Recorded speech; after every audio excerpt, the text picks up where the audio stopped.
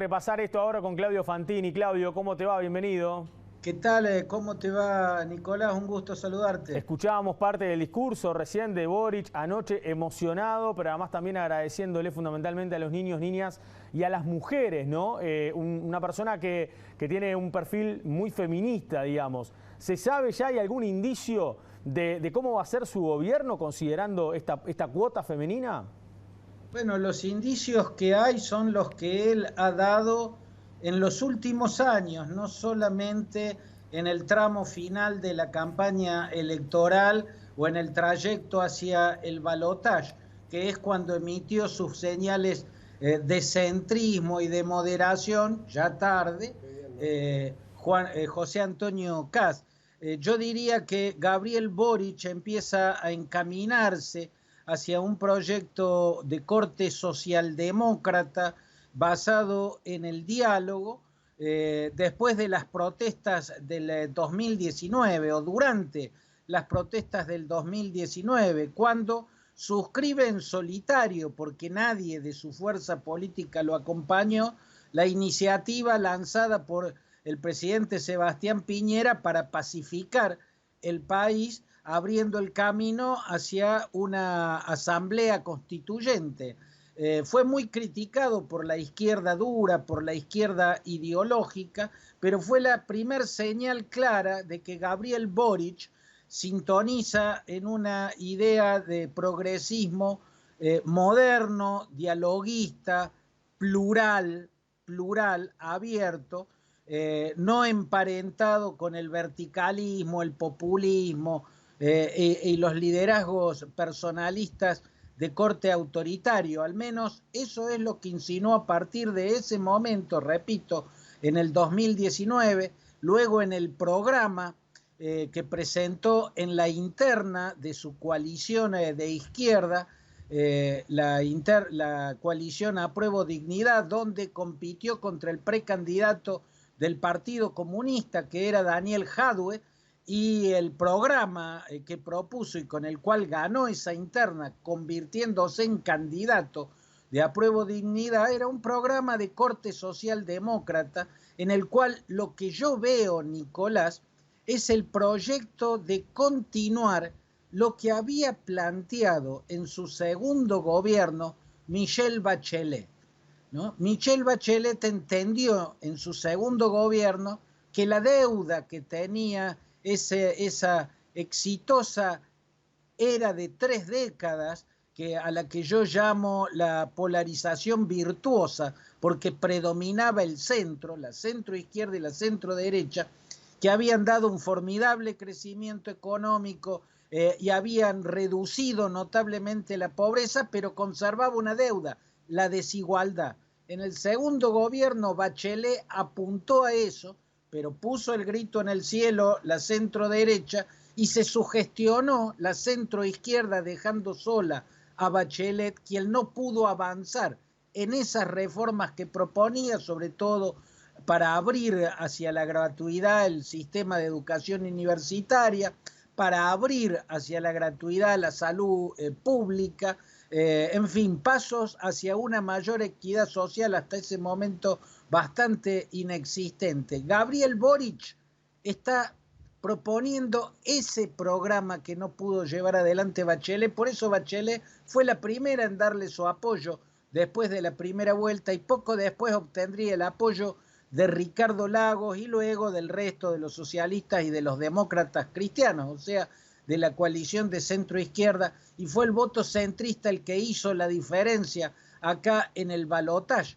Lo pudo cooptar a su favor Gabriel Boric porque era más creíble su deslizamiento hacia el centro, porque había empezado mucho antes y porque a José Antonio Kast le era imposible ser creíble en el avance de ultimísimo momento hacia el centro que dio en la recta final hacia el balotaje, porque venía de posiciones muy extremas, un pinochetismo muy duro, una posición demasiado antifeminista, demasiado antidiversidad sexual, demasiado pro mano dura e incluso con posiciones o propuestas de una radicalidad delirante, como por ejemplo insinuar la propuesta de sacar a Chile de las Naciones Unidas, ¿no? Es muy difícil disfrazarse de centrista después de haberse identificado de manera exultante con Donald Trump y con Jair Bolsonaro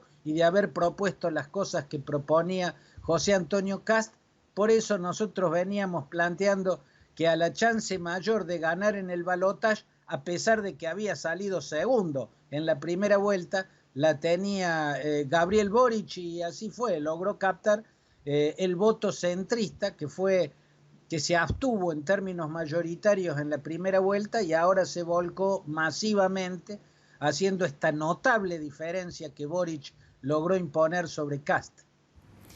Claudio, te habla Natalia, buen mediodía. Una consulta, ¿Qué tal, Natalia? Hablabas sobre los desafíos, los objetivos que tenía Boric, pero ¿qué riesgos se enfrenta? ¿Cuáles son esos principales riesgos a los que se enfrenta en este gobierno que va a asumir? Enfrenta riesgos muy grandes, Natalia, y es muy difícil predecir lo que viene en Chile, ¿no? Habrá que ver si Gabriel Boric mantiene su compromiso con un progresismo centrista, plural, claramente democrático, claramente anti-autoritario. Habrá que ver si logra mantenerlo porque, entre otras cosas, va a tener una fuerte presión desde el ala izquierda de su coalición.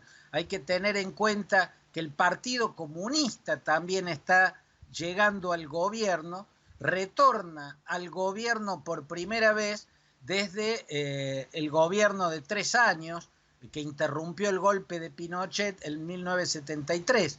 El Partido Comunista era parte de la Unidad Popular, que fue la coalición de izquierda dura que se impuso en las elecciones de 1970 y convirtieron en presidente a Salvador Allende. En aquel momento el PC fue de una presión muy fuerte para radicalizar al gobierno de Allende y lo radicalizó a pesar de que solo había ganado la presidencia con el 36%, y fue muy desafortunado porque eso colaboró con abrirle no estoy justificando el golpe, pero digamos aportó algo esa radicalización por la que había presionado tanto el Partido Comunista al golpe de Estado que inició la brutal, la criminal y larga dictadura de 17 años del general Pinochet, ¿no? O sea, va a tener la presión de la izquierda, sobre todo del Partido Comunista, que es su aliado en el gobierno, y es probable que también se enfrente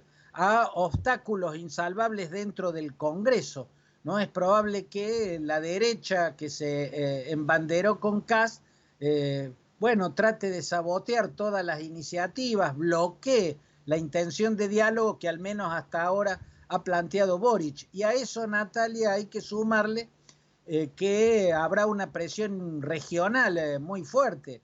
Desde ayer mismo empezó a maniobrar para cooptar al presidente electo de Chile el eje filochavista que hay en la región, ¿no? Ese eje que va desde la Venezuela, donde impera Nicolás Maduro, hasta sectores del kirchnerismo que tienen posiciones radicalizadas, ¿no? Entonces va a haber todo un juego de presiones y habrá que ver en esas circunstancias cuál es el Gabriel Boric que se impone desde el Palacio de la Moneda. Yo no descarto un giro abrupto a la izquierda, pero no descarto tampoco, porque se trata de una persona particularmente inteligente, que logre un progresismo moderado, un progresismo pluralista, un progresismo socialdemócrata, que es lo que ha prometido en esta campaña electoral, en la que, repito, su programa fue básicamente tratar de avanzar hacia donde había propuesto avanzar Michelle Bachelet en su segundo gobierno y las circunstancias se lo impidieron. Bueno, muy bien. Muchísimas gracias. Gracias, Claudio. Nicolás y Natalia, un gusto, hasta cualquier momento.